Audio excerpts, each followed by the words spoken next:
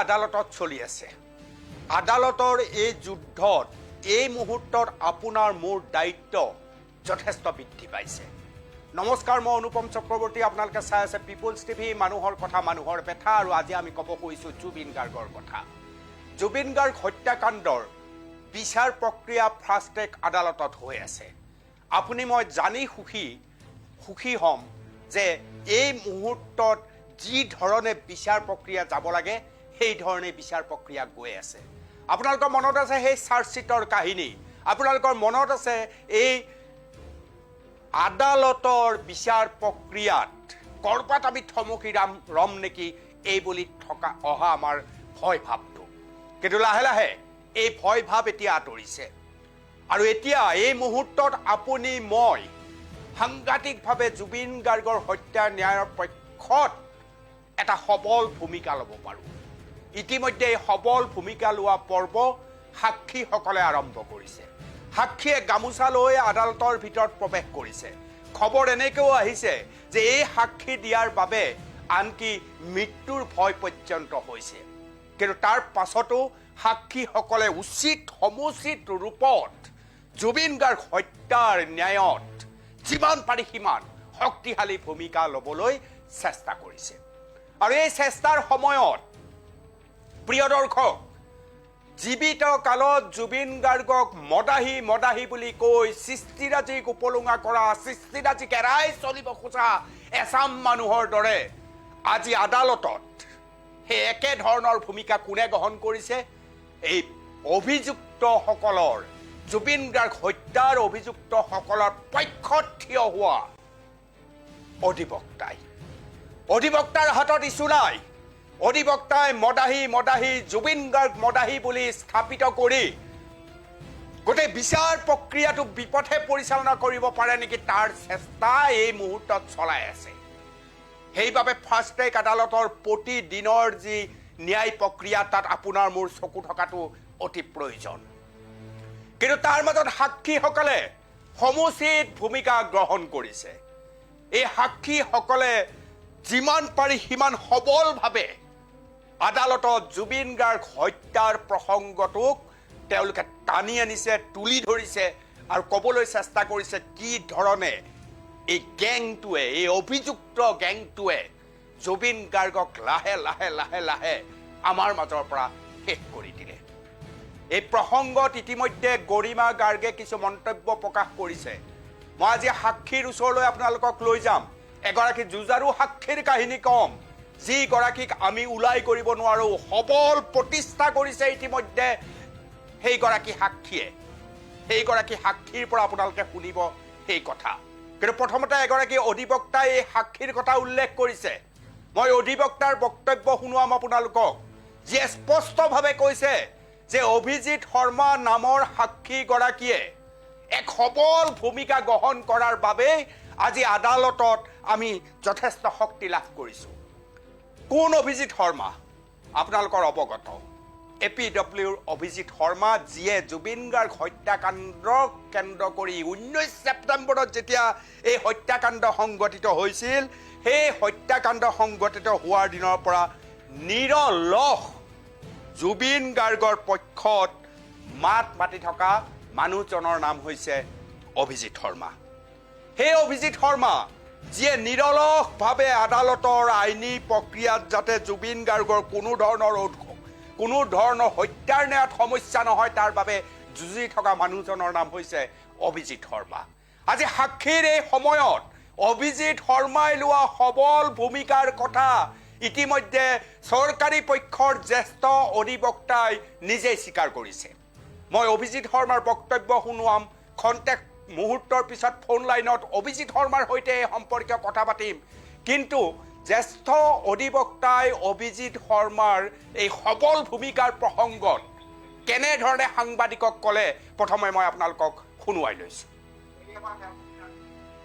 কথাবোৰ আমিতো প্ৰথমতে একোৱেই গম পোৱা নাছিলোঁ। আৰু মোৰ লগত তাৰপিছতো জুবিনৰ ঘটনাটো হৈ যোৱাৰ পিছতো তেওঁলোক বহুদিন থাকিলে, কাৰণ তেওঁলোকক বহুত দেৰিকৈহে গ্ৰেপ্তাৰ কৰা হৈছে।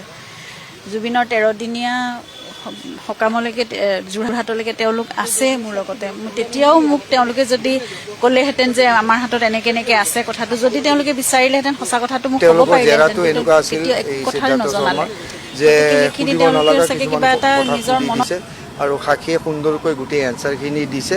তে উল্টা তেওঁলোকে নিজে আমাৰ প্ৰচিকিউশ্যন কেছটো যি কমি আছিল সেইখিনি পূৰাহে কৰি দিছে। তো সেইটো কাৰণে অভিজিতক মই সঁচাকৈ কৈছোঁ যে খুব ভাল ষ্টেণ্ড দিছে। কাইলৈতো বন্ধ, অহা সোমবাৰে আকৌ বাকী এজাৰকাৰীবিলাকক মাতা হ'ব। তেওঁলোকৰ জেৰাটো এনেকুৱা আছিল এই সিদ্ধাৰ্থ শৰ্মাৰ যে সুধিব নলগা কিছুমান কথা সুধি দিছে আৰু সাক্ষীয়ে সুন্দৰকৈ গোটেই এনচাৰখিনি দিছে। তে উল্টা তেওঁলোকে নিজে আমাৰ প্ৰচিকিউশ্যন কেছটো যি কমি আছিল সেইখিনি পূৰাহে কৰি দিছে। ইতিমধ্যে অধিবক্তাৰ বক্তব্য শুনিলে আপোনালোকে, য'ত অভিজিত শৰ্মাৰ নাম স্পষ্টভাৱে উল্লেখ কৰিছে। যেতিয়া এজন মানুহে হেঁপাহ ভৰাই দুৰ্বা দল ৰূপত নিজক থিয় কৰায় আৰু জুবিন গাৰ্গৰ নিচিনা শিল্পীৰ পক্ষত থিয় হয়, তেতিয়া সেই মানুহজনৰ প্ৰসংগটো উল্লেখ কৰা উচিত। সেইবাবে মই অভিজিত শৰ্মাৰ প্ৰসংগটো আনিছোঁ। ফোন লাইনত অভিজিত শৰ্মা মোৰ লগত উপস্থিত আছে। অভিজিত শৰ্মাৰ স্বাগতম জনাইছোঁ। চৰকাৰী অধিবক্তাই বাৰে বাৰে উল্লেখ কৰিছে যে সাক্ষীৰ সবল ভূমিকাৰ বাবে সমগ্ৰ জুবিন হত্যাৰ গোচৰটো ইতিবাচক দিশে গতি কৰিছে আৰু তাত তেখেতে বোধ কৰোঁ আপোনাৰ নামটোৱে লৈছে অভিজিত শৰ্মা, আৰু আপুনি ইতিমধ্যে সবল ভূমিকা গ্ৰহণ কৰিছে। চাৰিওফালে খবৰ ওলাই গৈছে। আপোনাৰ সাক্ষীৰ সেই খবৰটো অকণমান বিস্তৃত বিৱৰণ শুনিব খুজিম অভিজিত শৰ্মা। হয়, ধন্যবাদ।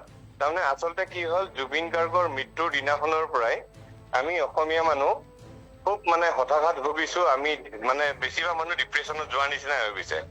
কিন্তু ঠিক তেতিয়াই পলাশ ৰঞ্জন বৰুৱা আৰু আমি ঠিক কৰিলো যে আমি ফেচবুকত হেছটেগ জুবিন গাৰ্গ নেলেখি আমি আবেগিক হৈ বহি নাথাকি আমি প্ৰেক্টিকেল কিবা এটা কাম কৰো। আৰু সেইকাৰণে আমি হাতীগাঁও থানাত এটা গোচৰ দিলো আৰু আমি হাইকোৰ্টত এটা পিআইল কৰিলো 46/2025 আৰু যিখন এজনীয়া বিচাৰপীঠ তাতো এখন আমি পেটিশ্যন ফাইল কৰিলো।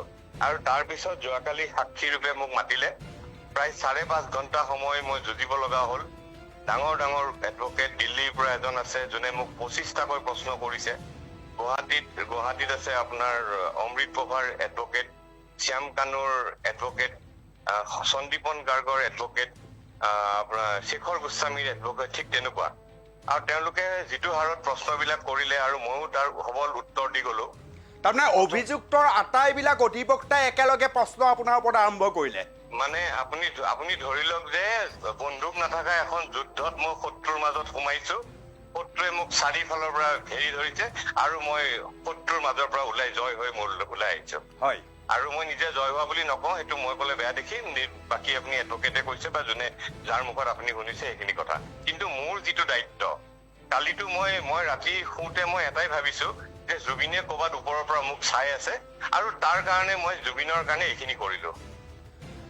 আপুনি যি ধৰণৰ ভূমিকা লৈছে, আপুনি সমাজত যথেষ্ট ইতিবাচক ৰূপত সাহসী ৰূপত থাকে, কিন্তু এনে বহু সাক্ষী আছে যিয়ে হয়তো এনেকৈ ফেচ কৰাটো ইমান সম্ভৱ নহয়। তেওঁলোকলৈ আপোনাৰ পৰামৰ্শ কি অভিজিত? নাই, চাওক, মই প্ৰথম আপোনাক কৈ লওঁ যোৱাকালি কি ঘটনা ঘটিলে। আপুনি আচৰিত হ'ব। তেওঁলোকে মোক সুধিছে যে মোক কোনে ক'লে সিদ্ধাৰ্থ শৰ্মাই জুবিন গাৰ্গৰ পইচা মৰা বুলি। এতিয়া মই আপোনাক কওঁ, আপুনিও জানে জুবিন গাৰ্গ মোৰ নেইবাৰ হয়। মই প্ৰায় জুবিনক লগ পাওঁ আৰু জুবিনে মোক নিজে কৈছে এদিন যে অভিজিত ভাই, সিদ্ধাৰ্থই মোৰ সকলো খালে। কালি এইটো ৰেকৰ্ড কৰা হৈছে, দ্বিতীয় কথাটো হ'ল জুবিন গাৰ্গে মদ খায় নে নাখায়। আৰু মইতো দেখা নাই তেওঁ মদ খোৱা। আৰু ষ্টেজত যে তেওঁ মদ খোৱা বুলি মানুহে কয়, তেওঁতো এক্টিঙো কৰিব পাৰে। মানুহে যে কৈছে জুবিন গাৰ্গে মদ খায়, আপোনালোকৰ আগত খাইছে নেকি? আপোনালোকে দেখা পাইছে নেকি জুবিনে মদ খোৱা? এটা কথা হয় যে অমৃত প্ৰভাই বুদ্ধি কৰি ছিংগাপুৰৰ হোটেলত মদ খুৱাইছে আৰু ৰাতিপুৱা ইয়াচ্ছত লৈ গৈছে। এই গোটেই বস্তুটো হ'ল এটা কনস্পিৰেচি। শ্যামকানু মহন্ত, সিদ্ধাৰ্থ শৰ্মাই জানে যে জুবিনক যদি আমি ব্ৰহ্মপুত্ৰৰ পাৰত লৈ গৈ হত্যা কৰো তেতিয়া আমি ধৰা পৰিম। মানুহে সুধিব জুবিনক কিয় ব্ৰহ্মপুত্ৰৰ পাৰত লৈ গৈছা? কিন্তু ছিংগাপুৰত নিলেতো এটা হাতত তেওঁৰ অস্ত্ৰ এপাত আছিলে, নৰ্থ ইষ্ট ফেষ্টিভেলৰ নামত ছিংগাপুৰত লৈ গ'ল। মোক তেওঁলোকে সুধিছে যে গৰিমা গাৰ্গে জানে নে নাজানে জুবিন গাৰ্গৰ বেমাৰ হৈ আছে মোৰ জানে তেতিয়াহ'লে কিয় পঠাইছে গৰিমা গাৰ্গ ডাঙৰীয়ানীয়ে ছিংগাপুৰত নৰ্থ ইষ্ট ফেষ্টিভেললৈহে পঠাইছে সাগৰৰ পাৰলৈ পঠোৱা নাই নহয় তাৰপিছত মোক সুধিছে যে হেৰি আপোনাৰ মই বোলে পাব্লিচিটিৰ কাৰণে বোলে কেছটো দিছো মই কৈছো যে মোৰ পাব্লিচিটি কৰিব নালাগে আপুনি ফেচবুকটো খোলক এতিয়া মোৰে ভিডিঅ' পাব আৰু আপুনিহে পাব্লিচিটি ল'বলৈ মোক সেই প্ৰশ্নটো কৰিছে তেওঁলোকৰ উকিলে মোক যেতিয়া প্ৰশ্ন কৰে 18টাৰ পৰা 20টা শব্দ থাকে প্ৰশ্নবিলাকত আৰু মোক এটা শব্দত উত্তৰ দিবলৈ কয় মই কৈছো মই ৰেপিড ফায়াৰ কৰিব অহা নাই নহয় ইয়াতে আপোনালোকে 18টাৰ পৰা 20টা প্ৰশ্ন কৰিব ময়ো 10টাৰ পৰা 12টা প্ৰশ্ন কৰিম একদম শ্যাম কানু মহন্তহঁতে আমি যেতিয়া কেমেৰাত চাই আছো শ্যাম কানু মহন্তহঁত চব কেমেৰাৰ পৰা লুকাই আছে অকল PSO দুজনৰ সন্মুখত ৰাখি থৈ দিছে PSO দুজনৰ লগত আমাৰ কি কাম তো মই জাজক কৈছো বোলে মিলৰ্ড তেওঁলোকেতো মোক চাই আছে বোলে হয় চাই আছে ময়ো তেওঁলোকক চাব বিচাৰো কেমেৰাৰ আগত আহিবলৈ কওক গোটেই কেইজন কেমেৰাৰ আগত আহি থিয় হৈছে কিয় নাহিব তেওঁলোকে যদি মোক চাই ময়ো চাব বিচাৰো তেহেঁতক সঞ্জীৱন গাৰ্গে দাড়ি ৰাখিছে বাকী কেইটা একদম ক্লিন চিন মিলমিলীয়া হৈ বহি আছে তেহেঁতৰ মুখত কোনো মানে হেৰিয়ে নাই অনুশোচনাই নাই কোনো অনুশোচনা নাই ন কোনো অনুশোচনাই তেহেঁতে বহি আছে হেৰি কৰি আছে মানে এনেকুৱা লাগিছে যেন তেওঁলোকৰ কোনো অনুশোচনাই নাই যে হাৰ্ট ড্ৰপ জুবিন মৰি থাকিলে তেহেঁতে মাৰিলে মোক এজন উকিলে সুধিছে যে আপুনি জানে নে নাজানে যে ৰেষ্টুৰেণ্টত যে মদ খাইছিলে তাৰে বিলখিনি পৰীক্ষিত শৰ্মাই দিছে তেতিয়া মই তেওঁক সুধিলো যে আপুনি জানে নে নাজানে অমৃত প্ৰভাই যে মদ খুৱাই ইয়াত চলে লৈ গৈছিল আপুনি সেইটো জানে নে নাজানে মই উল্টাই তেওঁক প্ৰশ্ন কৰিছো মই নাজানো মোৰ কথাটো হ'ল যে মোক মাতিছা মই গৈছো তোমালোকে যদি ভালকৈ প্ৰশ্ন কৰিবা ময়ো ভালকৈ উত্তৰ দিম তোমালোকে যদি বেয়াকৈ প্ৰশ্ন কৰা ময়ো বেয়াকৈ উত্তৰ দিম কাৰণ মইতো ক্ৰিমিনেল নহয় মই মাৰ্ডাৰাৰ নহয় মই সাক্ষী দিবহে গৈছো তোমালোকে যদি ভদ্ৰ ব্যৱহাৰ কৰা ময়ো ভদ্ৰকৈ উত্তৰ দিম তোমালোকে যদি বেয়া ব্যৱহাৰ কৰা ময়ো তোমালোকক বেয়াকৈ উত্তৰ দিম ঠিক তেনেকুৱা কথা যিয়ে নহওক আৰু আপুনি যেতিয়া এই উত্তৰ দি আছে সেই সময়ত অন কেমেৰা থকা শ্যাম কানু সিদ্ধাৰ্থ অমৃত প্ৰভা সকলোৱে শুনি আছে তেহঁতে শুনি আছে কিন্তু তেওঁলোকে মুখখন দেখুওৱা নাই কেমেৰাৰ আগত যেতিয়া মই কলো মুখখন দেখাব লাগে তেতিয়া তেওঁলোকে মুখখন দেখাইছে আৰু ছেকেণ্ড কথাটো হ'ল তেওঁলোকে মোক ক'লে যে আপুনি জানে নে নাজানে তাতে হস্পিটেলত যে চিকিউৰিটি এৰেঞ্জমেণ্ট কৰিছে মানে হেৰি হোটেলত যিখন হোটেলত আছিল পেন পেচিফিক নেকি তাতে চিকিউৰিটি এৰেঞ্জমেণ্ট কৰিছে তাতে মেডিকেল ষ্টাফ আছে মই বোলো মইতো ছিংগাপুৰ যোৱা নাই মই কেনেকে গম পাম কিন্তু আপুনি জানে নে নাজানে ইয়াত যে চিকিউৰিটি এৰেঞ্জমেণ্ট কৰা নাই মই উল্টাই তেওঁলোকক প্ৰশ্ন কৰিছো তাৰপিছত তেওঁলোকৰ সঞ্জীৱন গাৰ্গৰ উকিলে যেতিয়া মোক প্ৰশ্ন কৰিলে মই তেতিয়া কলো ইম্পৰ্টেণ্ট দেই এইটো কথা বিৰাট ইম্পৰ্টেণ্ট অনুপম যে once A doctor always A doctor once a police always a police পুলিচৰ দায়িত্ব তেওঁ য'তেই নাথাকক পৃথিৱীত কিয় এজন DSP তেওঁৰ দায়িত্ব ঘটনাটো ঘটাৰ লগে লগে চবৰে মোবাইল বিলাক চিজ কৰিব লাগে আৰু এম্বুলেন্স মাতিবলৈ গোটেই যাৱতীয় কাম কৰিব লাগে আৰু পৰিয়ালৰ মানুহ আৰু অসম আৰক্ষীক তেওঁৰ ডিষ্ট্ৰিক্ট যোনখন ডিষ্ট্ৰিক্টৰ পৰা তেওঁ গৈছে কাম কৰে তাৰে মুৰব্বীক জনাব লাগে কিন্তু সঞ্জীৱন গাৰ্গেতো জনোৱা নাই ত how can he be a once a police always a police সেইটো প্ৰশ্ন আহিলে এনেকুৱা বহুত গৈছে মোৰ বহুত কাহিনী গৈছে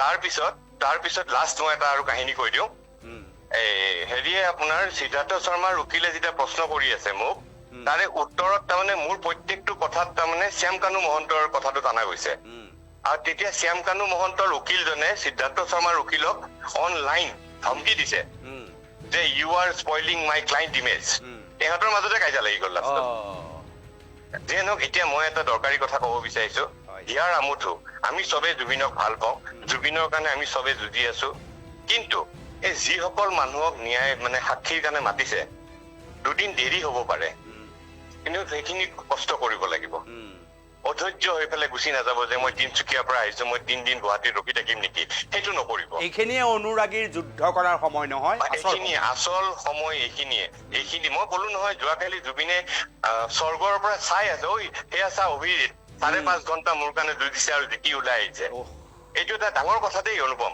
একদম এইটো এটা আশীৰ্বাদ মই স্বৰ্গৰ পৰা চাই আছে জুবিনে এই চা অভিজিতে মোৰ কাৰণে কথা কওঁতেই মোৰ গা হিৰাই গৈছে সেইটোৱে কথা চ' এই যে আমাক যে চাই আছে হা আৰু মোক বুলি নহয় যোন মানুহ আহি চবকে চাই আছে আৰু লগতে যোনে জুবিনক লৈ ৰাজনীতি কৰিছে, জুবিনৰ বদনাম গাইছে, মানে বদনাম ওলাব চেষ্টা, মৰা মানুহ এজনৰ বদনাম ওলাইছে। মইতো কৈ দিছো নহয়, যি মানুহে জুবিনৰ চৰিত্ৰ হনন কৰিছে, প্ৰত্যেকজন মানুহে, অসমীয়া মানুহে, জুবিনক ভাল পোৱা মানুহে, যোনে কৰিছে এটা এটা কাণতলীয়া চৰ দিব লাগে গৈ পেলাই, ই যোনেই নহওক এক কাণতলীয়া চৰ দিব লাগে। যোনে যোনে মৰা মানুহৰ ওপৰত চৰিত্ৰ হনন, তাততো বেয়া কথা একোৱেই নাই।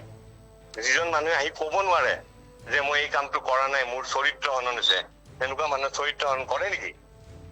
আহিবলগীয়া সাক্ষীক কি কি আহ্বান জনায় আপুনি? আহিবলগীয়া সাক্ষীসকলক মই অনুৰোধ কৰিছো যে যিহেতু আপোনালোকে কেছ দিছে দেই, কোনোবা হয়তো আবেগত দিছে, আবেগত দিলে নহব, এতিয়া অগ্নি পৰীক্ষা, আপোনালোকৰ অগ্নি পৰীক্ষা। এতিয়া চবেই কেছ দিছে কাৰণে চবেই কেছ দিব গৈছে এইটো নহয়। আজি এতিয়া এটা শিক্ষা লওক আপোনালোকে যে এনেই কেছ দিলে নহয়, হাতত তথ্য থাকিব লাগিব। আজি আমাৰ এফআইআৰ খন দিয়ে এতিয়া গোটেই কেছটো চলিব, কাৰণ আমি ডাটা দিছো, তথ্য দিছো, তাতে তথ্য দিয়া। সেইকাৰণে কৈছো যিসকল মানুহ সাক্ষীৰ কাৰণে আহিব সকলোকে মই হাতযোৰ কৰি অনুৰোধ কৰিছো, লাগে দুদিন যদি থাকিব লগা হয়, লাগে ফুটপাথতে থাকক, পইচা নাই যদি ৰেলৱে ষ্টেচনতে থাকক লাগে, কিন্তু থাকি সাক্ষী দি যাব, অধৈৰ্য হৈ গুচি নাযাব। যদি মাংস ভাত খাব লাগে, যদি পইচা নাই নিৰামিষ ভাত খাওক, এখন ৰুটি আৰু পানী খাই পেলাই থাকক, তথাপিও থাকক। লাগে বিস্কুট আৰু পানী খাই থাকক, তথাপিও থাকক। মই কৈছো থাকক আৰু সাক্ষী দি যাওক। আৰু সাক্ষী দিওঁতে দৰকাৰী কথা, তেওঁলোকেতো চেষ্টা কৰিবই হেঁচা দিবলৈ, বিপদে পৰিচালিত কৰিবলৈ। একদম ভয় নকৰিব, ষ্টেণ্ড দিয়ক নিজৰ। আৰু যেতিয়া আপুনি উকিলজনৰ লগত, উকিলজন যেতিয়া আপোনাৰ আগত মানে বিপৰীত পক্ষৰ উকিলে যেতিয়া আপোনাক প্ৰশ্ন কৰিব, উকিলৰ মুখখন আপুনি জুবিন গাৰ্গৰ মুখ কৰি লওক। মইতো মোক যেনেকে মোক যিকেইজন উকিলে কথা মানে হেৰি কৰিছে, মই তেওঁলোকৰ মুখ বিলাক মনত নাই, তেওঁলোকৰ মুখৰ আগত মই জুবিনৰ মুখখন মানে চকুৰ আগত লৈ আহিছো। মই তেনেকে কথা পাতিলো যে মই একদম সহজ দেই, প্ৰত্যেকজন মানুহে যদি উকিলজনৰ মুখখনৰ জেগাত যদি জুবিনৰ মুখখন লগাই লয় মনতে চকুৰ আগত, এনেই ধুনীয়াকৈ ওলাই আহিব পাৰিব। সেইখিনিয়ে মোৰ অনুৰোধ। বহুত বহুত ধন্যবাদ। আৰু মইতো কম যে প্ৰকৃত সময়ত যেতিয়া প্ৰয়োজন হৈছিল, অভিজিৎ শৰ্মা যেনেকৈ ওলাই আহিছে, মই জানো যে অসমীয়াৰ স্বাৰ্থত অভিজিৎ শৰ্মা তেনেকৈ ওলাই আহে। আৰু এইবাৰ আদালতত যিটো ৰূপত অভিজিৎ শৰ্মা ওলাই আহিছে, ইয়াৰ ব্যাপক প্ৰচাৰ হোৱাটো প্ৰয়োজন, কাৰণ আন সাক্ষীসকলেও অভিজিৎ শৰ্মাক অনুসৰণ কৰিব লাগে। মইতো ষ্টুডিঅ'ৰ পৰাই অভিজিৎ শৰ্মাক চেলুট জনাইছোঁ। ধন্যবাদ অভিজিৎ। ধন্যবাদ। এয়া আছিল অভিজিৎ শৰ্মা। বক্তব্য আপোনালোকে শুনিলে, কি সাহসেৰে আদালতৰ ভিতৰত অভিজিৎ শৰ্মাই বাস্তৱ ঠাইত এক গুৰুত্বপূৰ্ণ ভূমিকা গ্ৰহণ কৰিলে, যাৰ ফলত অধিবক্তাই, চৰকাৰী অধিবক্তাই ইতিমধ্যে কৈছে যে অভিজিৎ শৰ্মাৰ সাক্ষীয়ে গোটেই ঘটনাটোক এক স্তৰলৈ লৈ গৈছে, ইতিবাচকভাৱে লৈ গৈছে। অভিজিৎ শৰ্মা যেতিয়া আদালতত আছিল, শ্যাম কানু মহন্ত কেমেৰাৰ সন্মুখত অহা নাছিল, কেমেৰাৰ সন্মুখত সিদ্ধাৰ্থ শৰ্মা অহা নাছিল, কেমেৰাৰ সন্মুখত কোনো এগৰাকী অভিযুক্ত অহা নাছিল। কিন্তু অভিজিৎ শৰ্মাই অন দ্য স্পট তাত কৈছিল যে মোক তেওঁলোকে কেমেৰাত দেখি আছে, ময়ো তেওঁলোকক কেমেৰাত চাব বিচাৰোঁ। আৰু শেষত অভিজিৎ শৰ্মাই কি ক'লে যে যেতিয়া সাক্ষী দিবলৈ যাব, মুখত জুবিন গাৰ্গৰ মনে প্ৰাণে লৈ লওক, আৰু অধিবক্তাৰ মুখখন জুবিন গাৰ্গৰ মুখ বুলি ভাবি লওক। তাৰপিছত কোনো আপোনাক ৰাখিব নোৱাৰে। এই বক্তব্য ইতিমধ্যে অভিজিৎ শৰ্মাই আপোনালোকৰ সন্মুখত উত্থাপন কৰিলে। এই গোটেই ঘটনাটোৰ লগত প্ৰিয় দৰ্শক, এইখিনিয়ে সময়, অনুৰাগীৰ সময়, সবল যুক্তি প্ৰতিষ্ঠাৰ সময়। ফাৰ্ষ্ট ট্ৰেক আদালতত এই সময়ত যদি আমি সবল যুক্তিৰে প্ৰতিজন সাক্ষীয়ে আমি ক'ব পাৰোঁ, আৰু সাক্ষীসকলক উৎসাহ উদ্দীপনা আপোনাৰ মোৰ নিচিনা মানুহে দিব লাগিব, তেতিয়াহ'লে জুবিন গাৰ্গৰ হত্যাৰ প্ৰকৃত ন্যায় সন্মুখত আহি আছে শেষ খাটাং। মই আপোনালোকক গৰিমাৰ বক্তব্য শুনোৱাম, কিন্তু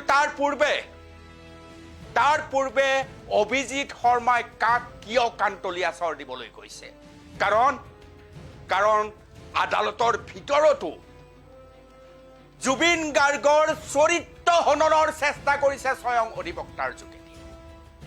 যি অধিবক্তাই সৰুৰ পৰা জুবিন গাৰ্গৰ গীত হেনো শুনিছে তেওঁলোকে কয় মদাহী জুবিন 40,000 গান গোৱা মানুহজনে কি কেৱল মদেই খাই আছিল কাম কৰা নাছিল এই বিষয়টো চৰ্চা কৰিম কিন্তু প্ৰথমতে আপোনালোকক মই অভিজিত শৰ্মাৰ পৰামৰ্শ উপদেশ বক্তব্য শুনুৱাই লৈছো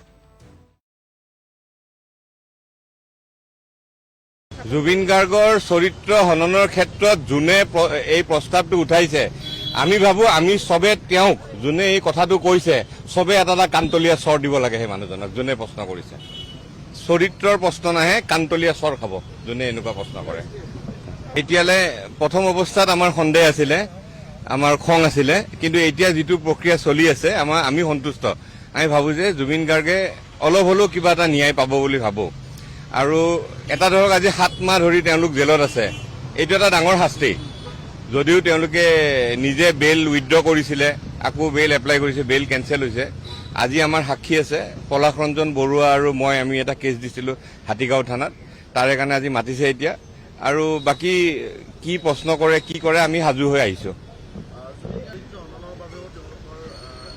জুবিন গাৰ্গৰ চৰিত্ৰ হননৰ ক্ষেত্ৰত যোনে এই প্ৰস্তাৱটো উঠাইছে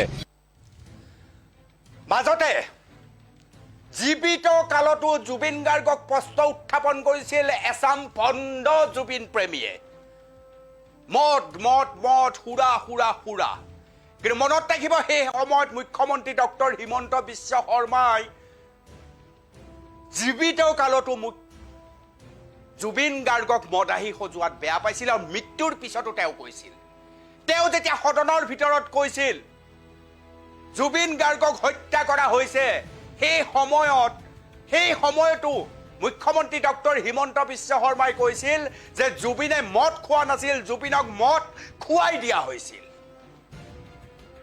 আৰু আজি গৰিমাৰ দুখ কৰিছিল 40,000 গান গোৱা জুবিন গাৰ্গ আপোনাৰ মোৰ হাৰ্ট থ্ৰব যাক দেখিলে আমি উন্মাদ হৈ পৰো সেইজনে কি মদেই খাই আছিল ইমানেই যদি মদেই খাই আছিল তেতিয়ালে 40,000 গান জুবিন গাৰ্গে কেনেকৈ পৰিবেশন কৰিলে ভণ্ডামিৰ এটা সীমা থাকে মৃত্যুৰ পিছতো জুবিন গাৰ্গৰ চৰিত্ৰ হনন কৰি এইখন ৰণ জিকিব নোৱাৰে এই ৰণ অসমীয়া ৰণ এই ৰণ অসমীয়া মানুহে জুবিন গাৰ্গক ভাল পোৱাৰ ৰণ ইয়াত স্তব্ধ কোনো কাৰণত নহব আজি গৰিমাই কি কৈছে মই আপোনালোকক শুনুৱাই লৈছো শুনক কথাবোৰ আমিতো প্ৰথমতে একোৱে গম পোৱা নাছিলো আৰু মোৰ লগত তাৰ পিছতো জুবিনৰ ঘটনাটো হৈ যোৱাৰ পিছতো তেওঁলোক বহুত দিন থাকিলে কাৰণ তেওঁলোকক বহুত দেৰিকৈহে গ্ৰেপ্তাৰ কৰা হৈছে জুবিনৰ 13 দিনীয়া সকামলৈকে যোৰহাটলৈকে তেওঁলোক আছে মোৰ লগতে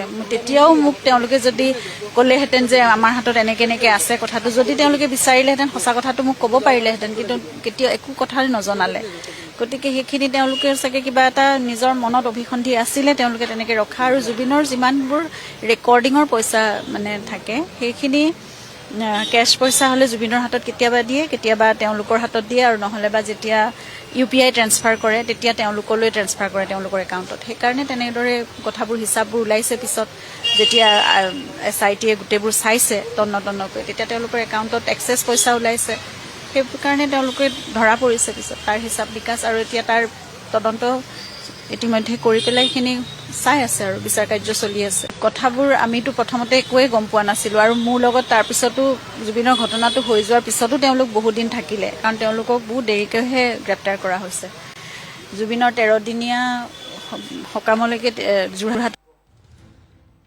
গৰিমাৰ কথাৰে আপুনি বুজিছে কেনেকৈ জুবিন গাৰ্গক শোষণ কৰা হৈছিল আৰু এই শোষণ কৰাৰ শীৰ্ষস্থানত কোন কোন আছে এই শোষণৰ শীৰ্ষস্থানত আছে শ্যাম কানু আৰু সিদ্ধাৰ্থ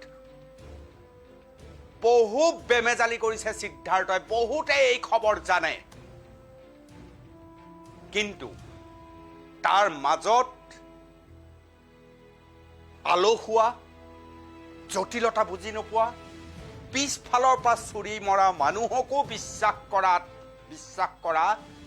জুবিন গাৰ্গ আছিল আজি জুবিন গাৰ্গৰ সকৰুণ পৰিণতিৰ বাবে এইসকলৰ কু অভিসন্ধি আৰু এতিয়া আদালতত সেয়া প্ৰতিষ্ঠা হ'বলৈ গৈ আছে সাক্ষীসকলে এফালৰ পৰা সাক্ষ্য প্ৰদান কৰি আছে আৰু এই সাক্ষ্যত চৰকাৰী পক্ষ সুখী হৈছে।